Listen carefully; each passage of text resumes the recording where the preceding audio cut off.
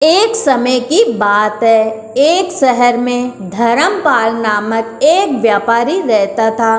उसकी पत्नी काफी खूबसूरत थी और उसके पास काफी संपत्ति भी थी, लेकिन उनके कोई संतान न होने के कारण वे काफी दुखी रहा करते थे। ईश्वर की कृपा से उनको एक पुत्र की प्राप्ति हुई, लेकिन वह अल्पायु था। उसे यह श्राप मिला था कि वह 16 वर्ष की उम्र में सांप के काटने से उसकी मौत हो जाएगी।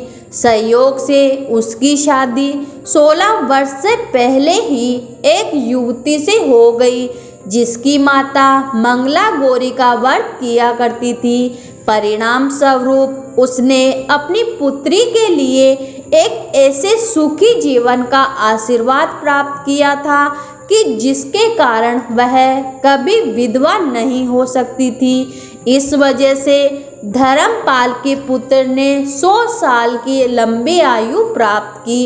इस कारण से सभी नवविवाहित महिलाएं इस पूजा को करती है तथा गौरी व्रत का पालन करती है तथा अपने लिए एक लंबी, सुखी तथा स्थायी वैवाहिक जीवन की कामना के लिए मंगला गौरी माता जी का पूजा पाठ करती है। जो महिलाएं उपवास का पालन नहीं करती है, वे भी कम से कम इस पूजा को तो करती ही है। इस कथा को सुनने के बाद विवाहित महिला अपनी सास तथा ननद को 16 लड्डू देती है। इसके बाद वे यही प्रसाद ब्राह्मण को भी देती है। इस विधि को पूरा करने के बाद व्रती 16 बाती वाले दिए से देवी की आरती करती है। व्रत के दूसरे दिन बुधवार को देवी मंगला गौरी की प्रतिमा को नदी या पोखर में विसर्जित किया जाता है। अंत में मां गौरी के सामने हाथ जोड़कर अपने समस्त अपराधों के लिए एवं पूजा में हुई भूल चूक के लिए क्षमा मांगे।